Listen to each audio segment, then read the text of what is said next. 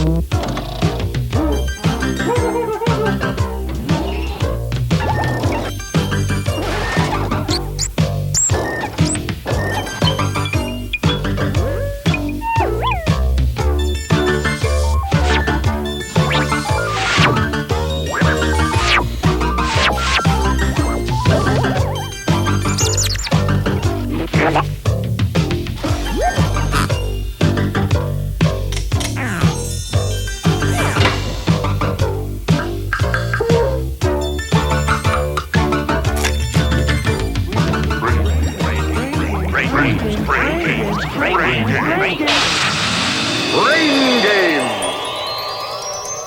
And now, game number 1.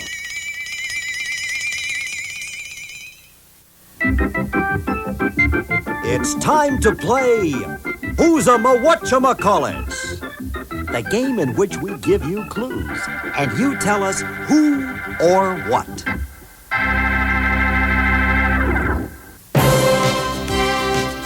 He was born out of this world.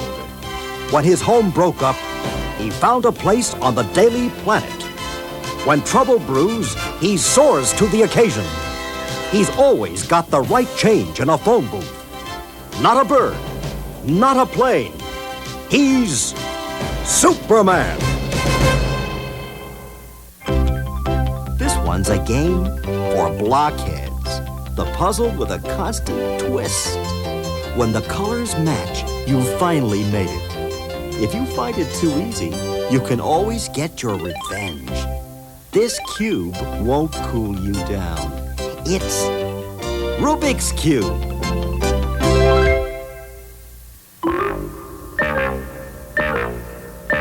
To him, murder is just a game. He's got colorful friends, but each is suspect. How'd this guy get into the army? Maybe Miss Scarlet can give you the clue. He's Colonel Mustard.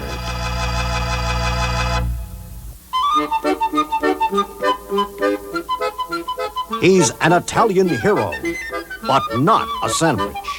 Yet he looked for spices. Isabella paid for his trip, and she wouldn't be sorry. He searched for the Indies and found the Indians. Where would we be without him? He's Christopher Columbus.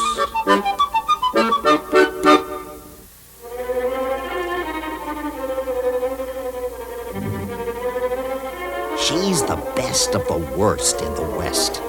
Very nasty. But a little girl made her melt. Watch her zoom on her broom over the rainbow, easily swept off her feet. She's the Wicked Witch of the West.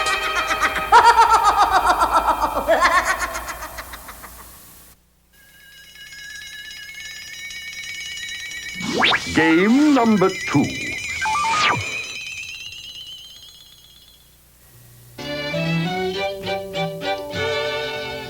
Tales of Wrongovia.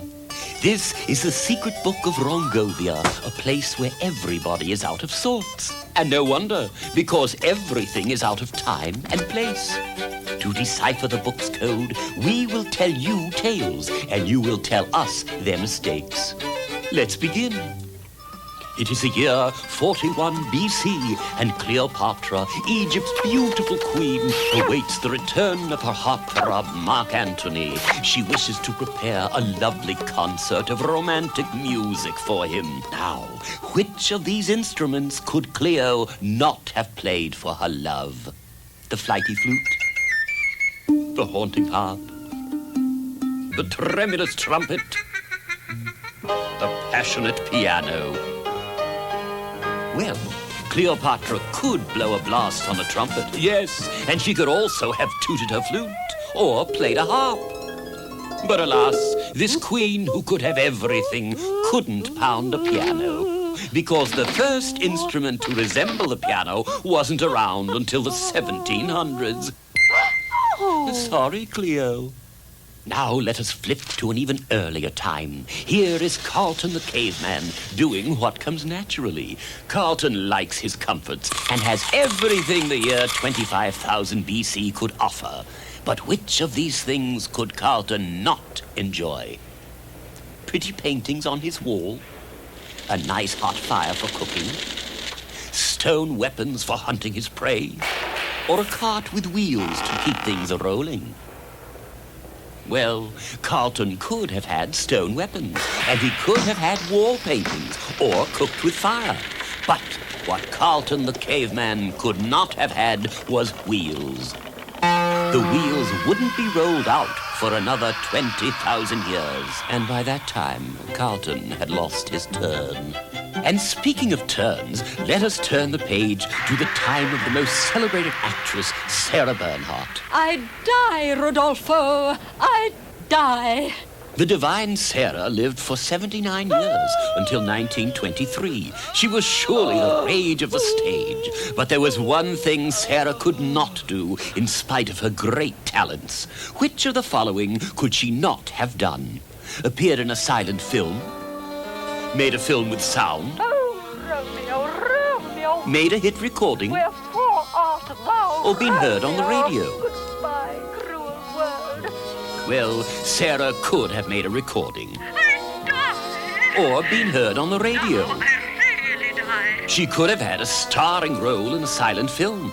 But what the unbelievably talented Sarah could not do was appear in a motion picture with sound.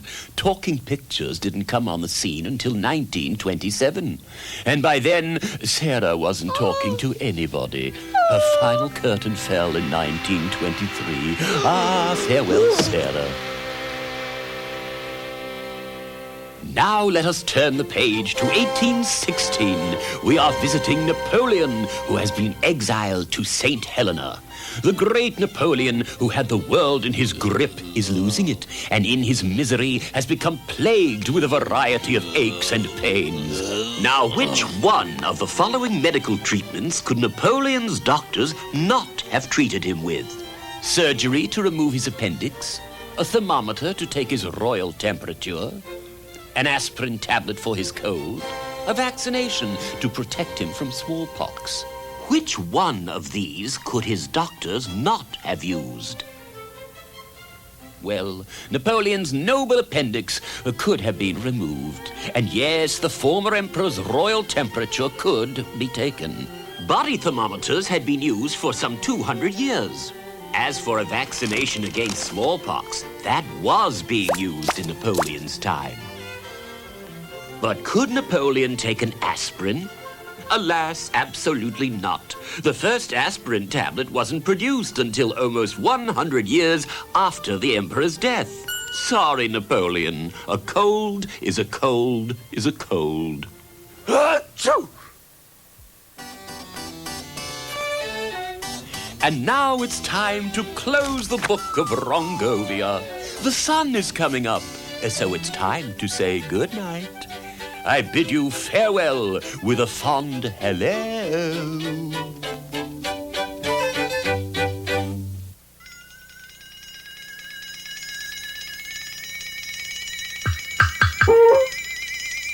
Game number 3.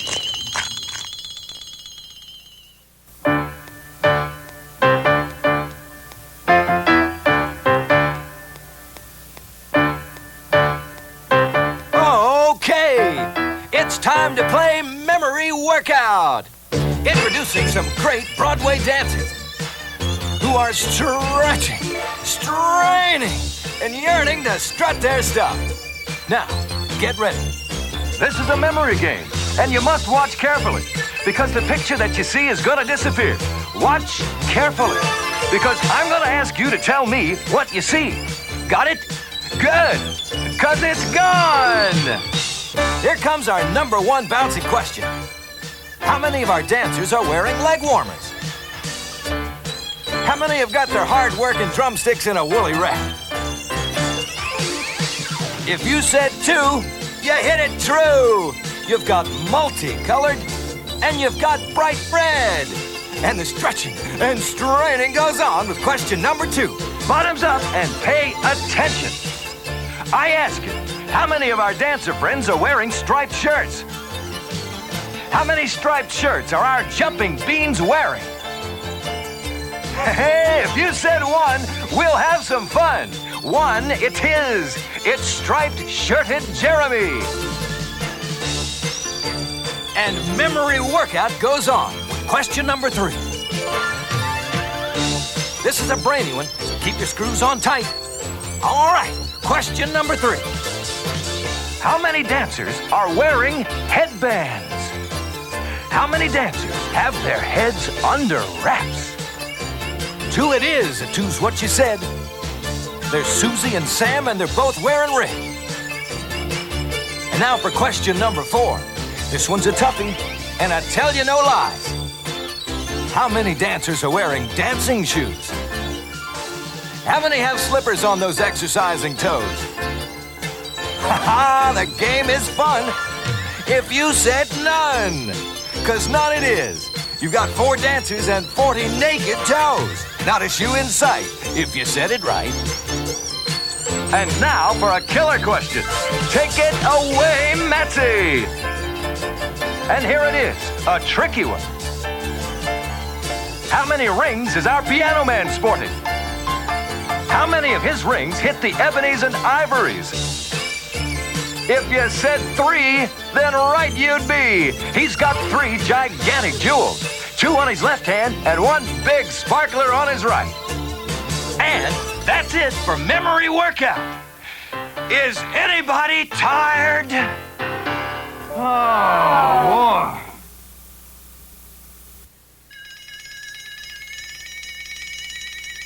boy. Game number 4.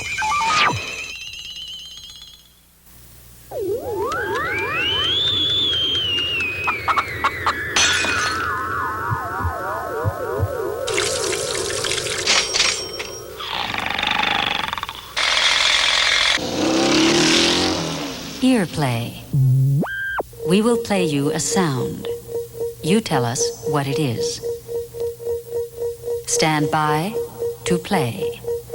And now we will play. Sound 1 of 5. Ready, set, play. What is it?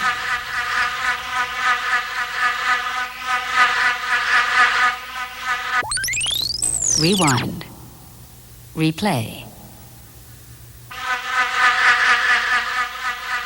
The sound is a fly. Driving man crazy. Next game. Sound 2 of 5.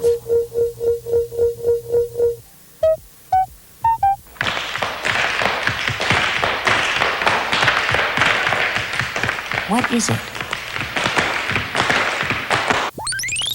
Rewind. Replay. The sound is tap dancing. 6 tapping feet. Next game. Sound 3 of 5.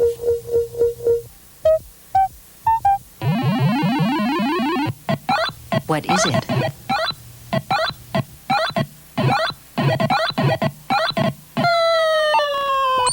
Rewind. Replay.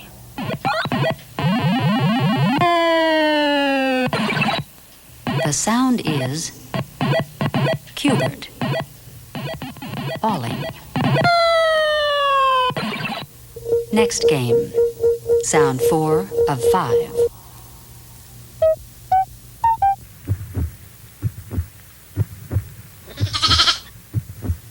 What is it?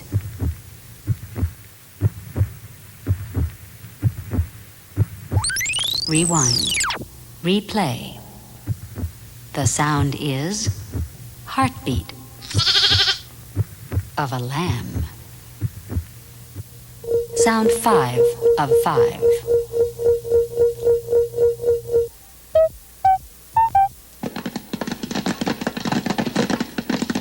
What is it?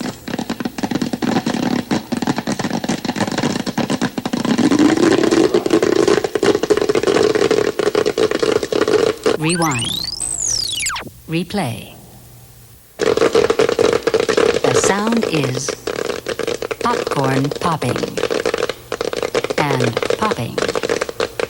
And popping. That was sound 5 of 5. Game over. Earplay now out.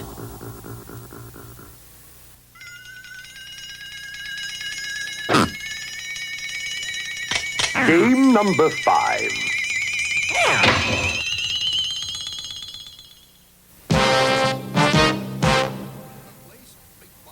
The game Eyewitness. The place, Big Bucks Bank. The time, 2 p.m. Tuesday. The crime, bank robbery.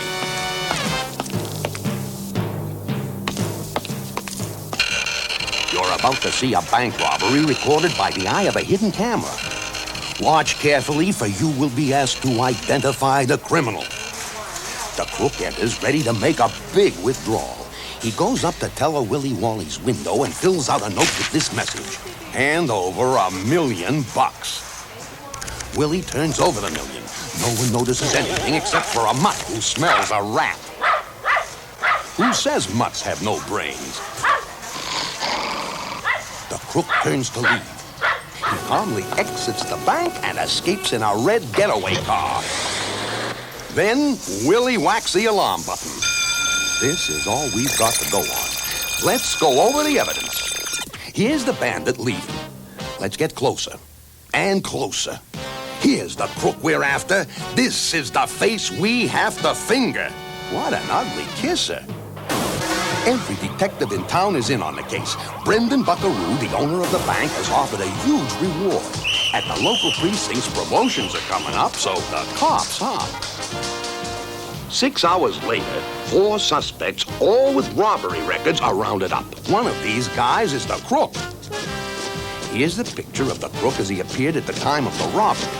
Expert investigators confirm he was wearing no disguise. Now, these are the facts. Fact 1. The roundup is 6 hours after the crime. That's important. Only certain things can be changed in that time. Fact 2. The cops have checked out all the facial characteristics. Everything is real. No putty, no wigs, no makeup, no false mustaches or beards. What you see is what you got. Now, are you ready to finger the crook? Is it Sam the Scarface, Left-Handed Louie, Saul the Skinhead, Felix the Furrier? Well, let's see. Could it be Sam the Scarface? The crook had straight hair and Sam has curly hair. Well, he could have had his hair permed in 6 hours. What about his scar? He couldn't have gotten himself a real deep and healed scar in 6 hours, so it's not Sam the Scarface. Could it have been Left-Handed Louie, the left-handed forger? Impossible. Our bank robber wrote his hold-up note with his right hand. Second of all, get a load of his real beard. No way the crook could have grown all that fur in 6 hours. Scram, Louie. What about Saul the Skinhead? The crook has a full head of hair. Well, Saul could have shaved his head. But check that mustache. He couldn't have grown it so fast. So long, Saul. What about Felix the Furrier? Check out his hair. He could have made it blonde and curly. What about the earring? He could easily have added it. But dig the ears. They're really pointed, and that's the point. Remember? We said all the facial characteristics are real. He couldn't have changed the shape of his ears in 6 hours. Our powers of deduction pinpoint Felix, our crook. Felix the Furrier. Winter was coming up, huh, Felix? And you needed some cold cash for hard furs. Okay, Felix, come clean. Okay, guys, I did it. I did it. I was thinking about mink, not the clink. Another case solved by the powers of deduction. Remember, if you use your noodle, you won't wind up in the soup.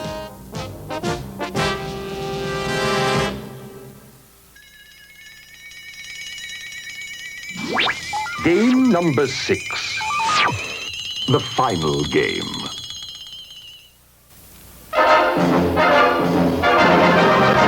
It's time to play Main Task Start. The game in which you, the audience, help the contestants unscramble words before the clock runs out. Main Task Start. What's the name of the game? It's Name That Sport. So hey, let's play. And our first contestant to play our first sport is Oversized Ollie from Oshkosh. Okay, Ollie, it's your turn to strike it big on Name That Sport. Please step into All-Star Stadium and get ready for the clues. And here we go. It's a rousing game of Yo-Check. The players are strong, the players are manly. There is no plate, but a cup named Stanley. Not a ball that they hit, but if they're in luck, a slap shot will score with a thing called a puck. Yo-Check? What sport am I talking about? Okay, Ollie, go for it. You've put it on ice if you've said hockey. Let's hear it for a good skate. Oversized Ollie from Oshkosh. And the clock continues with contestant number 2. It's straight-laced Sam from Saskatchewan. Now settle down, Sam, and get ready for our scramble. It's a terrific game of Salablab. The excitement is building. Salablab. There's a plate and a pitcher whose curve tells it all. There's never a strike when you're having a ball.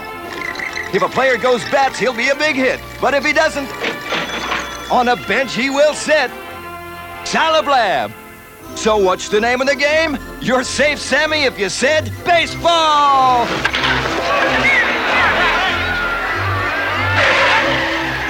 Let's hear a salute for Sam. Way to go, Sam. Keep it up, Sam. Moving right along, sports fans, we're here for Fast Game of Nice, Sam. Introducing contestant number 3, short-tempered Shelley from Sheboygan. Okay, Shelley, keep cool for these clues. It's no easy racket. You strain every joint. But all heads turn if you get the point. 4 seconds left to stroke a spinner. Get ready, get set. And you're the winner. Okay, so what's the name of the game? Nice scent. Holy McEnroe, it's tennis. Out. Don't complain, Shelley. That ball was out. And now for our next event, introducing contestant number 4, little Louie from Louisville. Step into our All-Star Stadium, Louie, and here are the clues. The game is table slab. The fans will holler and cheer and go nuts, because what you're dunking isn't donuts. Fill the bucket, but not with soup. And when you do, let out a hoop. So, little Louie, what's the name of the game? Table slab. You're on the board if you said basketball.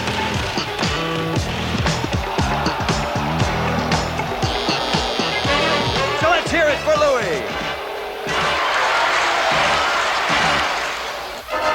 And now contestant number 5, Frail Fred from Fresno. Welcome, Freddie. Here we go with our next event. The gong says, go for Gonbex. You bob, you weave, you dance, you duck. They raise your hand if you're in luck. You go round and round, a square that's a ring, and if you want out, punch is the thing, okay? Gonbex. What's the name of the game? Fred, you score a knockout with the word boxing. Let's hear it for Frail Fred from Fresno. Oh, I'm the greatest hero. And that's it for Name That Sport. It's Name That Sport. Well, good night, and remember, keep slugging, slapping, lobbing, slamming, dunking, punching, and hitting!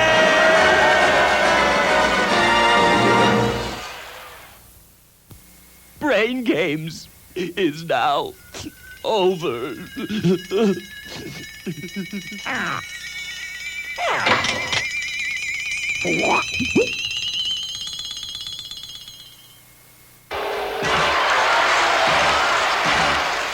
I die, Rodolfo. I die. Sorry, Napoleon. A cold is a cold is a cold.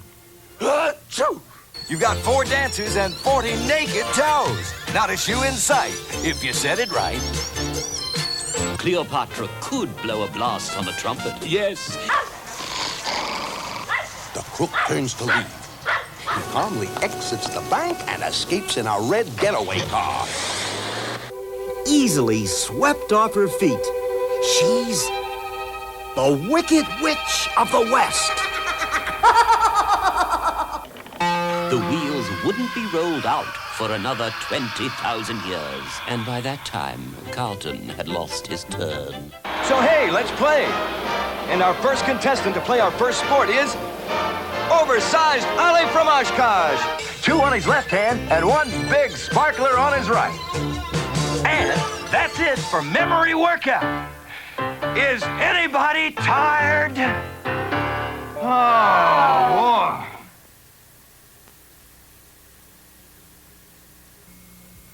The preceding program has been recommended for family viewing by the National Education Association.